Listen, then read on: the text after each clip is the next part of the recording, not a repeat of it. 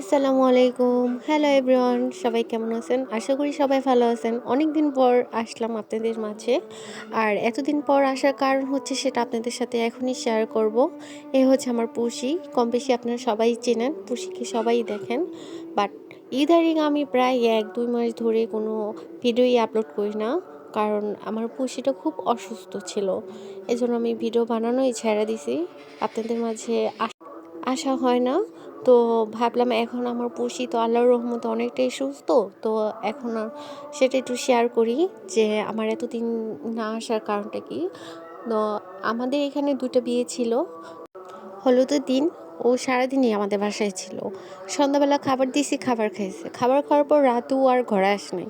তো ভাবলাম হয়তো বিয়ে বাড়িতে গেছে, আসবেই না। কিন্তু সারা রাতে ও আর আসেই নাই। তারপর শুক্রবার দিন বিয়ের দিন ও সারাদিনও আসে নাই। তারপরের দিন তো বউ ভাত, তো ওদিনও আসে নাই। ৩ দিন হয়ে গেছে। তো অনেক চিন্তা করছি, বাট এমনিও অনেক খোঁজাখুঁজিও করছি আশেপাশে, আরও কোথাও পাইনি। ঠিক আছে? তো ৩ দিন হয়ে গেছে, ৪ দিন হয়ে গেছে, এরকম করে ৬ দিন হয়ে গেছে। পুষির কোনো খোঁজই নাই। ও আশেপাশেও নাই। অনেক মানুষ দিয়ে খোঁজ নিয়েছি, কেউই নাকি ওরে দেখে নাই।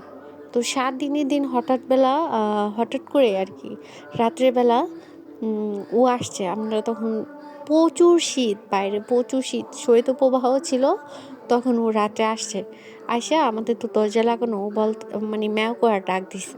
ডাক দেওয়ার পর তখন ভাবলাম কে আসছে দেখি তো।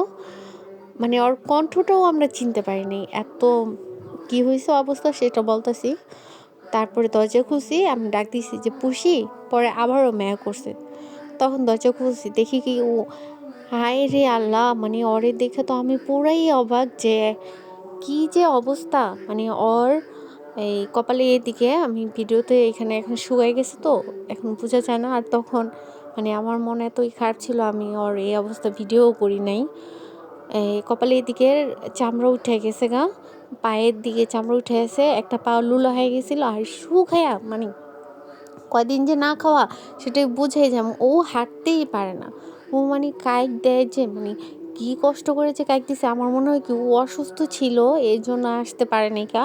এখন একটু একটু হাঁটতে পারছে দেখি ও বাসায় আসতে পারছে। আর ওর এইটা কে করছে সেটা জানি না, কোনো মানুষ নাকি কোনো প্রাণী এরকমভাবে ওকে মানে ক্ষতিটা করছে। ঠিক আছে? মানে ওর পা ভেঙে গেছে, পায়ের দিকে মাংস মানে চামড়া উঠায় ফেলাইছে, কপালের দিকে উঠায় ফেলাইছে। আর কিছুদিন না খাওয়া ছিল। এখন ও কই গেছে বা ওর এটা কীভাবে হয়েছে সেটা জানি না। তো ওর এই অবস্থা দেখে তো আল্লাহ আমি পুরাই অবাক। তারপরে কি করার, ওর এই যে মাছ সিদ্ধ করার সাথে সাথে ভাত খাওয়াইছি।